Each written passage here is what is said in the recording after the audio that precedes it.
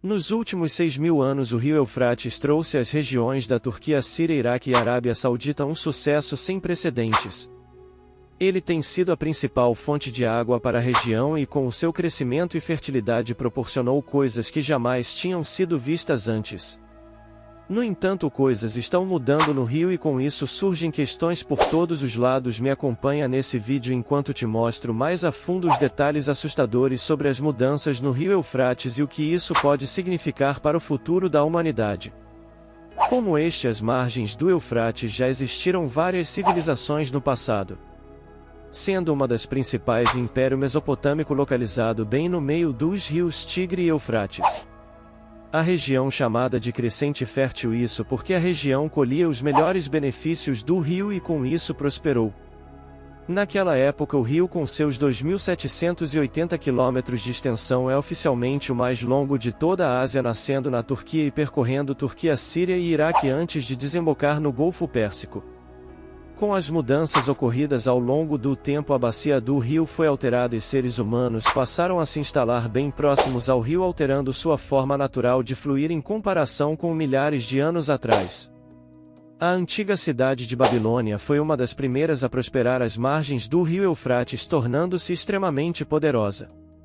E isso levou à crença de que quem controlasse a água do rio teria mais sucesso. Após o Tratado de Losango, a água do rio teve que ser dividida e o uso geral da água precisava ser controlado, com decisões sendo tomadas de forma conjunta entre as nações.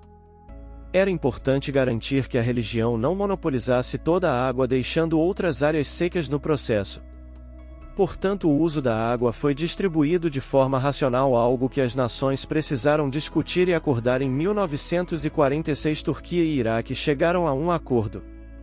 Com esse acordo, se a Turquia quisesse fazer quaisquer mudanças no rio, precisaria da aprovação do Iraque. O Iraque também tinha permissão para construir barragens no rio dentro do território da Turquia para controlar a quantidade de água que fluía para a Turquia como um todo. Mas quando os seres humanos já foram realmente fiéis em boas decisões que poderiam beneficiar outras pessoas, quando eles poderiam tê-lo só para si mesmos? Nas 2 décadas seguintes, Turquia, Síria e Iraque começaram a construir suas próprias barragens, tentando aproveitar ao máximo a água para si mesmas. À medida que cada barragem era construída, mais energia hidrelétrica era produzida nas regiões subsequentes. No entanto, quando se trata de um único rio com várias barragens, quem está no final desse rio só vai receber o que sobra, a água que transborda das barragens ou é liberada depois de ajudar a gerar eletricidade.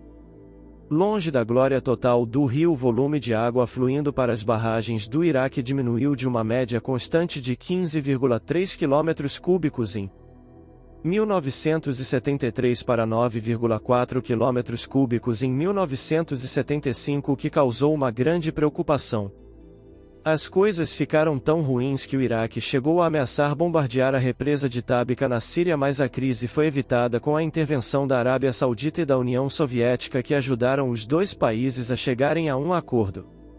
No entanto, isso foi apenas o começo. Os problemas com o controle das águas do rio só cresceram exponencialmente a partir desse ponto. Ano após ano, alguém queria mais água, esquecendo-se de que ela é um recurso natural que não apenas precisa ser controlado, mas também cuidado.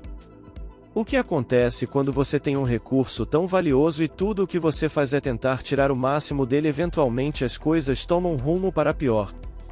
Antes de prosseguirmos, confira o comentário fixado. Temos algo exclusivo para o público cristão que está acompanhando esse vídeo. Amém. Dando continuidade, isso é exatamente o que aconteceu com o rio Eufrates. Esse é um rio que já foi tão imenso que podia ser facilmente visto do espaço, e o que vemos agora é apenas restos do que costumava ser um rio fluente, trazendo vida e fertilidade ao mundo. A imagem é terrivelmente assustadora, vendo o rio que estava muito bem chegar ao ponto de nem parecer que ali existiu água, e isso é extremamente preocupante. Atualmente só a seca, as colheitas murcharam, não há sinais de árvores e as pessoas têm que percorrer longas distâncias apenas para conseguir algumas garrafas de água potável. Cerca de 9 milhões de sírios vivem bem próximos ao rio Eufrates e suas vidas agora estão em risco se eles não conseguirem encontrar uma alternativa confiável. A população pode ser totalmente dizimada. No entanto, parece que mudança assustadora não foi tão inesperada quanto se pensa. Há séculos já havia menção a ela. Normalmente nos concentramos apenas em fatos verificáveis e atuais aqui, mas para este vídeo vamos voltar bastante até o livro do Apocalipse. No capítulo 16 do livro do Apocalipse há um trecho que diz que o sexto anjo derramou sua taça no grande rio Eufrates e suas águas secaram para que o caminho fosse preparado para os reis do Oriente. Isso significa que quando a taça foi colocada, a água do rio foi retirada e o rio secou completamente. Pode ter sido uma taça naquela época, mas hoje são as barragens que criamos uma taça que retiraria toda a água deixando apenas terra embaixo. Porém, essa passagem está se referindo ao mundo espiritual e essa é uma prova irrefutável da veracidade bíblica.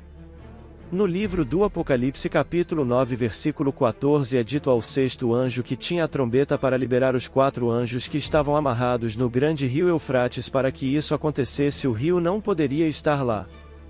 A profecia afirma que os anjos seriam liberados debaixo do leito do rio e agora parece que ele está em perfeitas condições para permitir que isso aconteça. Com tudo isso, estamos convencidos de que o rio secando é o início da sequência de eventos que eventualmente levará à segunda vinda de Cristo.